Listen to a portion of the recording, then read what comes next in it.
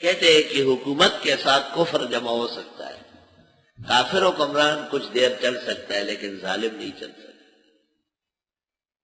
ان شر الدواب عند اللہ، بے شک بدترین کائنات اللہ کے ہاں، الذین وہ لوگ کفروا جو کافر ہے، فہم لا یؤمنون پس وہ ایمان نہیں لائیں گے۔ مولانا طاء شاہ بخاری رحمت اللہ علیہ، ان کو ایک دفعہ غصہ آ گیا تھا۔ غصہ یہ آیا کہ کسی نے ان کے بارے میں کہا کہ وہ احراری ہے، ختم نبوت پر تقریر کرتے ہیں اور مرزائیوں کے خلاف تقریر جانتے ہیں، باقی ان کو توحید کا اور دیگر مسائل کا علم نہیں ہے۔ مولانا عطا اللہ شاہ بخاری رحمت اللہ علیہ ان کو امیر الشریعت کہتے تھے اور امیر البیان بھی تھے۔ ان جیسے بیان شاید امت میں کسی نے نہیں کیا۔ جب وہ بیان کرتے تھے تو امام الازہر مولانا انور شاہ فرماتے تھے کہ میں نے پہلی مرتبہ ایک امتی کو دیکھا جس پر تقریر نازل ہو رہی۔ شاہ صاحب بیٹھے تھے، انجمن حمایت الاسلام کی طرف سے لاہور میں جلسہ تھا، مولانا انور شاہ اسٹیج پر تشریف فرما کے صدارت کر رہے اور مولانا عطا اللہ شاہ بخاری اپنے خاص طریقے سے خمار میں آ گئے، اور امام الازہر نے کہا میں نے زندگی میں پہلی مرتبہ کوئی امتی دیکھا ہے جس پر برسر عام تقریر نازل ہو رہی، عجیب شان سے قرآن پڑھتے تھے، عجیب عجیب اشعار ہوتے تھے، درمیان میں گپ شپ ہنسانا رلانا۔ مولانا محمد علی جالندری نے ان کو کہا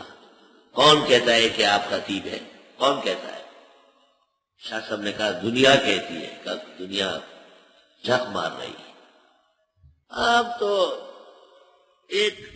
قداور انسان ہے، حسین حسن و جمال کا مرقع ہے، جب زلف ایسا کر لیتے ہیں تو ایک چتر بن جاتا ہے، جب ہنسنے لگتے ہیں تو ایک خوشگوار فضا بن جاتی ہے، جب رونے لگتے ہیں تو ایسا معلوم ہوتا ہے آسمان جھک گیا ہے۔ آپ کا رول ڈال، رنگ ڈنگ، قد قامت، حسن جمال، خوش آوازی، وہ تو ہر ایک تقاضا کرتی ہے کہ صرف آپ ہی بیان کرے اور دنیا سنے۔ تو مولانا عطا اللہ شاہ بخاری کو ایک دفعہ بتایا گیا کہ بعض حضرات نیا نیا دور تھا شیخ القرآن مولانا غلام اللہ خان کا، اور توحید کے ڈنگ کے بج رہے تھے پاکستان میں، پاکستان بن چکا تھا، اور حضرت شیخ مولانا غلام اللہ خان بھی بہت کامیاب خطیب تھے، بہت اونچے درجے کے خطیب۔ آپ کی تقریر میں قرآن عجیب شان سے بیان ہوتا تھا۔ غالباً کسی مولانا غلام اللہ خان کے معتقد نے کہا ہوگا کہ شاہ صاحب تو مرزائیوں کے خلاف تقریر جانتے۔ مولانا عطا اللہ شاہ نے کہا اسٹیج پر آ کر کہ آج صرف اور صرف توحید بیان کرنی ہے۔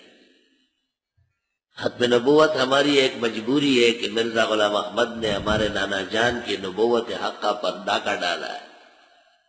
اس لیے لوگوں کو ان کے دسیسوں سے اور خیانتوں سے آگاہ کرنا ہے۔ ہمارے بعض بھائیوں نے سمجھا ہے کہ ہم توحید بیان نہیں کر سکتے، اور عطا اللہ شاہ صاحب نے کہا کہ آج توحید بیان ہو۔ تو شاہ صاحب ایک موقع پر بہت سخت موج میں آئے اور پوچھنے لگے مفتی محمد نعیم صاحب لدھیانوی سے، مفتی صاحب بتائیے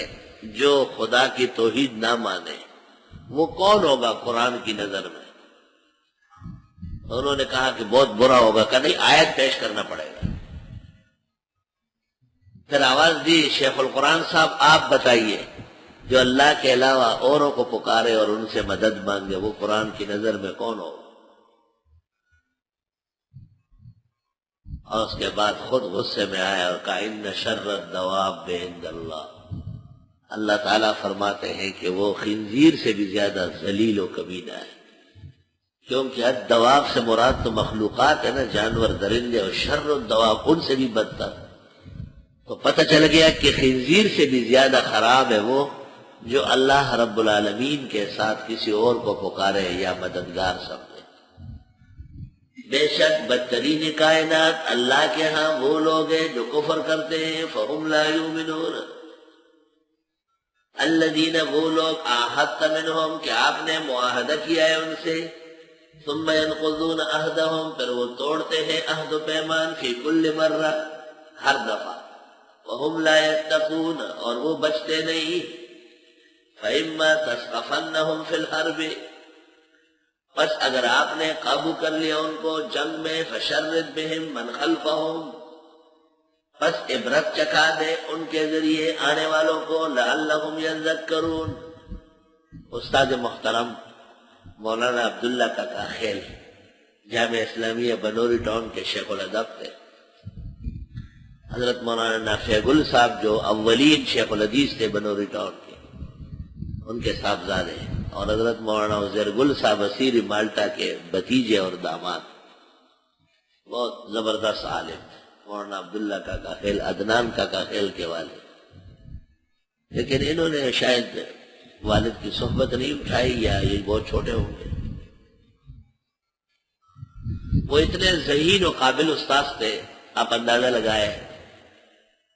شیخ الازہر دکتور عبدالحلیم محمود آئے پاکستان، استاذ بنوری کی دعوت پر بنوری ٹاؤن آئے، وہ تقریر کر رہے تھے دارالحدیث میں، تو تقریر میں اس نے کہا وَلَنِعْمَ مَا قَالَ فلاں، آپ نے کہا ھذا لیس لفلاں بل ھذا لفلاں، ابھی اس نے شعر پیش نہیں کیا ہے، اور دکتور عبدالحلیم محمود نے کہا